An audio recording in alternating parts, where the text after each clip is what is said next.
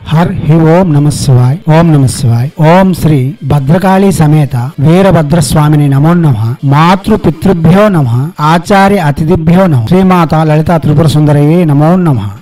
శివశక్తి స్వరూపులారా, మనం చాలా మంత్రయోగాలు తంత్రయోగాలు చెప్పుకుంటూ వస్తున్నాం. దానిలో భాగంగా ఇప్పుడు భైరవ మంత్రములలో శక్తిప్రదమైన మనస్కామ్యములను తీర్చగల వశీకరణ మంత్రము. ఈ మంత్రము ఐశ్వర్యమును రక్షణను మనం కోరుకున్న వారిని వశీకరణ చేసే మహత్తరమైన మహామంత్రము. ఈ మంత్రము అష్టమి రోజు లేక సోమవారం ప్రారంభించి ప్రత్యక్షంగా జపం చేసుకోవచ్చు. రోజుకి 16 మాలలు 16 రోజులు చేయవలసి ఉంటుంది. ఎవరిని ఉద్దేశించి ఈ మంత్ర జపం చేస్తున్నామో వారు తప్పక వశమై ఉంటారు. దివ్యాత్మ స్వరూపులారా, ప్రసంగములను వినండి, అవగాహన పెంచుకోండి, జపములకు ఉపక్రమించండి. భైరవ సాధనలో వస్తున్న నియమాలన్నీ వర్తిస్తాయి. ప్రత్యక్షంగానే జపం చేసుకొని మనం ప్రతిఫలితములు పొందవచ్చు. ఎర్రని వస్త్రములు ఉత్తర తూర్పు అభిముఖంగా కూర్చొని శివారాధన చేస్తూ ఈ మంత్ర జపం చేయడం వలన అతి విశేషమైన ఫలితములు పొందగలం. ఇప్పుడు వశీకరణ భైరవ మంత్రము ఓం శ్రీం వం వశీకరణ భైరవాయ నమః. మంత్రం మరోసారి ఓం శ్రీం వం వశీకరణ భైరవాయ నమః. మంత్రం మరోసారి ఓం శ్రీం వం వశీకరణ భైరవాయ నమః.